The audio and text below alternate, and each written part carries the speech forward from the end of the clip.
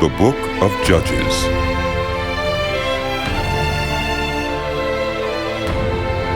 After the death of Joshua, the Israelites asked the Lord, "Who of us is to go up first to fight against the Canaanites?" The Lord answered, "Judah shall go up. I have given the land into their hands." The men of Judah then said to the Simeonites, their fellow Israelites, "Come up with us into the territory allotted to us to fight against the Canaanites. We in turn will go with you into yours." So the Simeonites went with them. When Judah attacked, the Lord gave the Canaanites and Perizzites into their hands, and they struck down 10,000 men at Bezek. It was there that they found Adoni-Bezek and fought against him, putting to rout the Canaanites and Perizzites.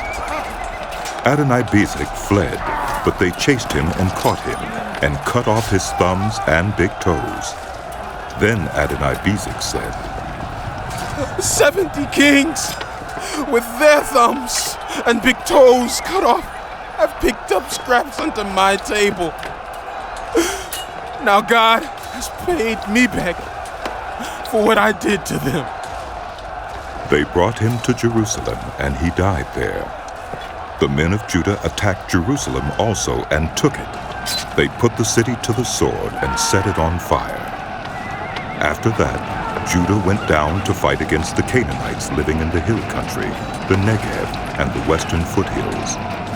They advanced against the Canaanites living in Hebron, formerly called 𝗷𝗶𝗵𝗵, and defeated 𝗖𝗍ℴ, 𝗔 and Talmai.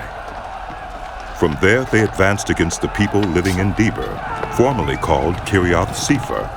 And Caleb said, "I will give my daughter Achsah in marriage to the man who attacks and captures 𝗷𝗄𝗃𝗏." Othniel, son of Kenaz, Caleb's younger brother, took it.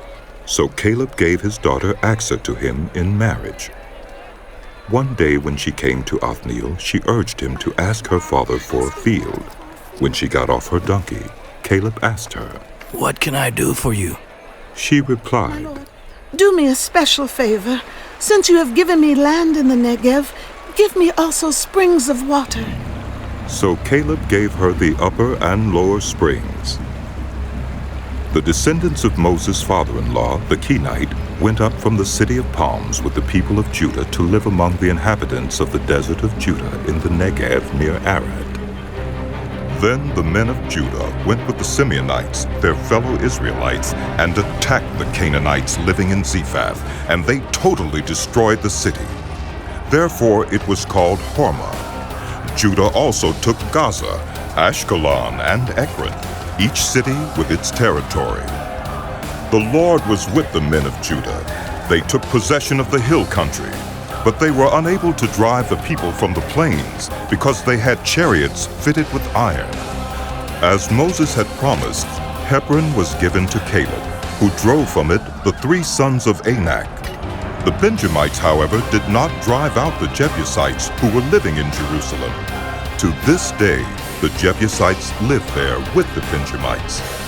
Now the tribes of Joseph attacked Bethel, and the Lord was with them.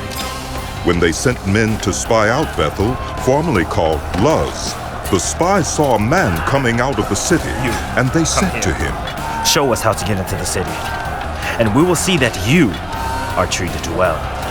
So he showed them, and they put the city to the sword, but spared the man and his whole family. He then went to the land of the Hittites, where he built a city and called it Luz, which is its name to this day. But Manasseh did not drive out the people of Bethshan, or Taanach, or Dor, or Ibleam, or Megiddo, and their surrounding settlements, for the Canaanites were determined to live in that land. When Israel became strong, they pressed the Canaanites into forced labor, but never drove them out completely. Nor did Ephraim drive out the Canaanites living in Gezer, but the Canaanites continued to live there among them. Neither did Zebulun drive out the Canaanites living in Kitron or Nahalal. So these Canaanites lived among them, but Zebulun did subject them to forced labor. Nor did Asher drive out those living in Acco or Sidon, or Olive, or Aqzib, or Helba, or Aphek, or Rehob. The Asherites lived among the Canaanite inhabitants of the land because they did not drive them out. Neither did Naphtali drive out those living in Beth-Shemesh or Beth-Anath. But the Naphtalites too lived among the Canaanite inhabitants of the land, and those living in Beth-Shemesh and Beth-Anath became forced laborers for them. The Amorites confined the Danites to the hill country, not allowing them to come down into the plain. And the Amorites were determined also to hold out in Mount Heres, Aijalon, and Shealbim. But when the power of the tribes of Joseph increased, they too were pressed into forced labor. The boundary of the Amorites was from Scorpion Pass to Selah and beyond.